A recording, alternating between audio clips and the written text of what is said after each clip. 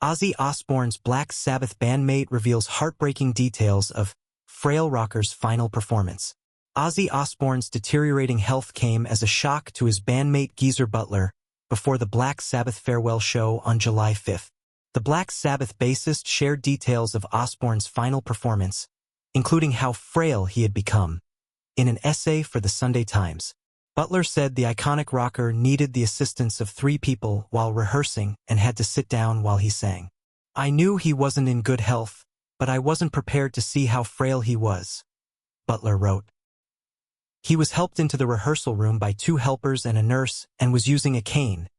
Being Ozzy, the cane was black and studded with gold and precious stones. He didn't really say much beyond the usual greetings, and when he sang, he sat in a chair. Butler continued, "We ran through the songs, but we could see it was exhausting him after 6 or 7 songs. Butler also observed that Osbourne was not as talkative. "We had a bit of a chat, but he was really quiet compared with the Ozzy of old," he shared. The final show, which took place in Birmingham, England, where the band was formed, ended awkwardly. "Normally, we would all hug each other and take a bow to the audience. But Ozzy was on his throne and we hadn't thought that out," Butler said. "What do we do? Tony, Ami, shook his hand.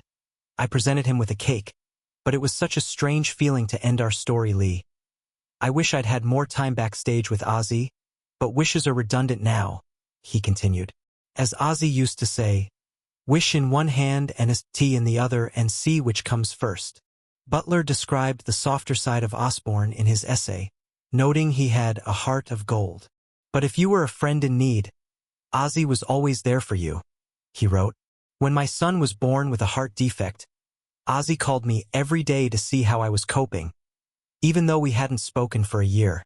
Osbourne died on July 22nd at 76 years old. A source told Page 6 that Osbourne was re-energized by his final Black Sabbath concert that took place just 2 weeks before he died. "It energized him. It filled him with life," a longtime pal told us. "He'd really been slowing down, and then after the show he was really back to being himself. It's a beautiful ending. That." He also sustained serious neck injuries from a 2003 quad biking accident. In May 2022, the heavy metal icon shared that he could no longer walk properly and would be undergoing a life-altering neck surgery.